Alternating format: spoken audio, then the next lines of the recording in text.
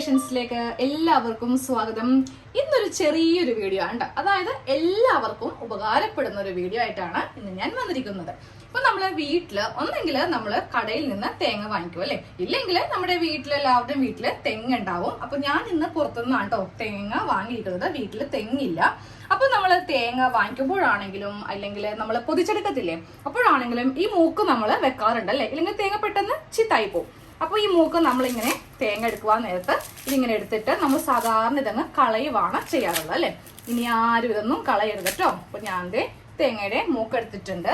ഇപ്പൊ 2 തേങ്ങയുടെ എടുക്കുന്നുണ്ട് കേട്ടോ. കാര്യം നമുക്ക് എല്ലാ തേങ്ങയുടെ എടുക്കാൻ പറ്റത്തില്ല, കാര്യം തേങ്ങ ചിത്തായി പോകും. അപ്പൊ ഞങ്ങളെ വീട്ടിൽ വാങ്ങിക്കുമ്പോൾ ഒരു 5 എണ്ണം 10 എണ്ണം ഒക്കെ വാങ്ങിക്കാം. അപ്പൊ ഞാനിപ്പോ ഉണ്ടല്ലോ കുറെ തേങ്ങയുടെ ഇതുപോലെ മൂക്ക് കളയാതെ സൂക്ഷിച്ചങ്ങ് എടുത്തിട്ടുണ്ട്.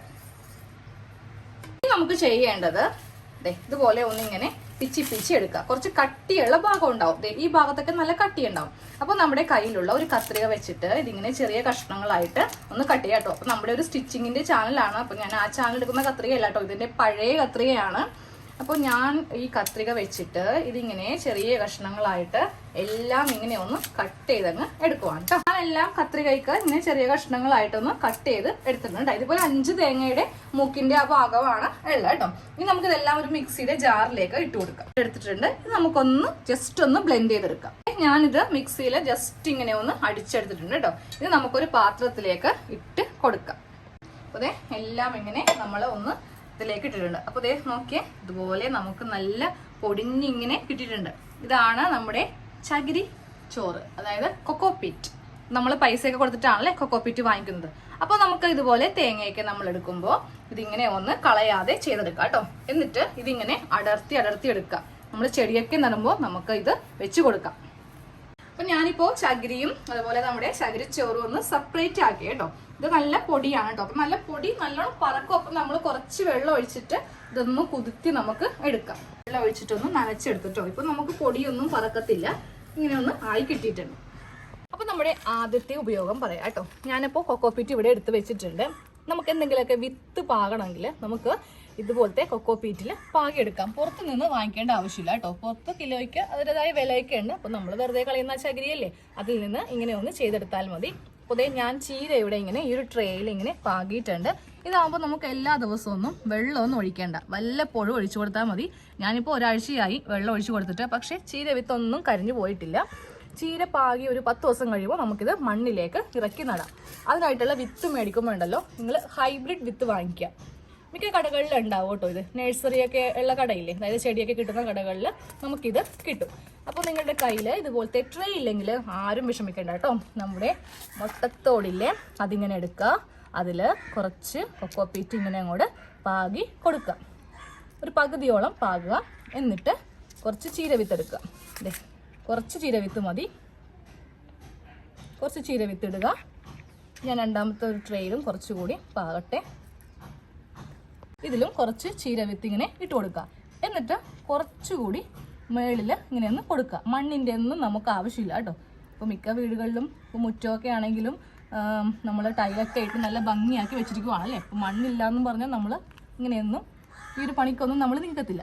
ഇതാകുമ്പോൾ കുഴപ്പമില്ലല്ലോ, നമുക്ക് മണ്ണിൻ്റെ ആവശ്യമില്ല. ഇതുപോലെ ഇങ്ങനെ വെച്ചാലും നമുക്ക് ഇത് പിടിച്ചു വരും. ഞാനിപ്പോൾ പാകിരിക്കുന്ന ചീര കണ്ടില്ലേ, ഇനി എനിക്കിത് മണ്ണിലേക്ക് നടണം. അതുപോലെ ഞാൻ ബ്രിഞ്ചാളൊക്കെ പാകിയിട്ടുണ്ട്, കാണിച്ചത് കേട്ടോ. നമ്മൾ ഇങ്ങനെ പാകിയതിനു ശേഷം ഇതിൽ കൊണ്ടുവന്ന് വെള്ളം ഒഴിക്കേണ്ട, ചീഞ്ഞു പോകും. നോക്കി ഞാൻ ഈ കൊക്കോപീറ്റ് ഒന്ന് പിഴിഞ്ഞ് കാണിച്ചു തരാം. ഇത് കണ്ടോ എന്തോരം വെള്ളമാ പോന്നേന്ന് നോക്കി.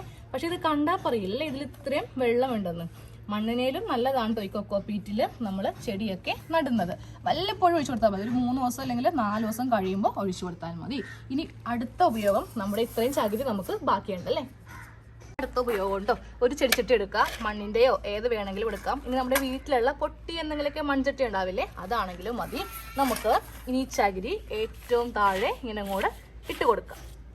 അപ്പോൾ നമ്മൾ ചകിരി ഇട്ടു. ഇനി അതിന് ശേഷം കുറച്ച് മണ്ണ്, നമ്മുടെ മുറ്റത്തെ കുറച്ച് മണ്ണ് ഒന്ന് ഇട്ട് കൊടുക്കാം.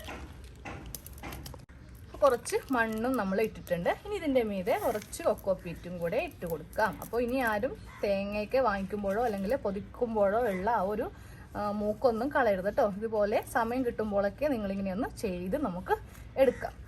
ഇനി നമുക്ക് ഇതിലേക്ക് കുറച്ച് പച്ചമല്ലി കേട്ടോ, കുറച്ച് മതി. ഞാൻ ഇത്രയും പച്ചമല്ലി എടുത്തിട്ടുണ്ട്. ഇത് അങ്ങനെ അങ്ങോട്ട് ഇടരുത്.